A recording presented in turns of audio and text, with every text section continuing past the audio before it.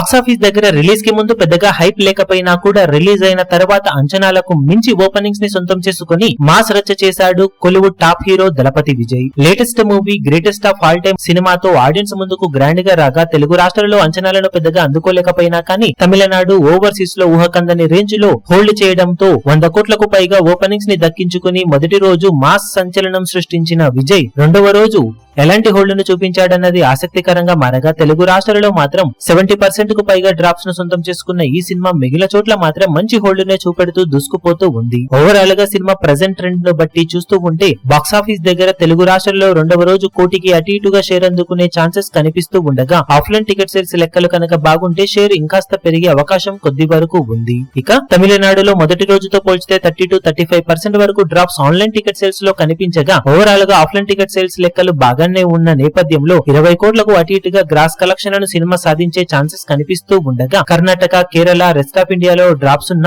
Overseas లో మంచి hold నే చూపెడుతూ ఉన్న నేపథ్యంలో వరల్డ్ వైడ్ గా రెండవ రోజున 45 కోట్ల నుండి 48 కోట్ల రేంజ్ లో గ్రాస్ వసూళ్లను సాధించే ఛాన్సెస్ ఉన్నాయి. ఆఫ్లైన్ టికెట్ సేల్స్ లెక్కలు కనుక బాగుంటే సినిమా 50 కోట్ల మార్కుకు అటు ఇటుగా వసూళ్లను సాధించవచ్చు. మరి టాక్ ఎలా ఉన్నా కానీ రెండవ రోజు ఎక్సలెంట్ గానే హోల్డ్ చేసింది అని చెప్పవచ్చు సినిమా. ఇక 2 రోజుల్లో టోటల్ వరల్డ్ వైడ్ గా సినిమా ఎలాంటి కలెక్షన్లతో హోల్డ్ ను చూపెడుతుందో చూడాలి ఇప్పుడు. ఈ వీడియో మీకు నచ్చినట్లయితే లైక్ చేయండి, షేర్ చేయండి, ఛానల్ ను సబ్స్క్రైబ్ చేయడం మాత్రం మరవకండి. ఏ చిన్న అప్డేట్ ను మిస్ అవ్వకూడదు అనుకుంటే బెల్ ఐకాన్ ను ప్రెస్ చేయండి.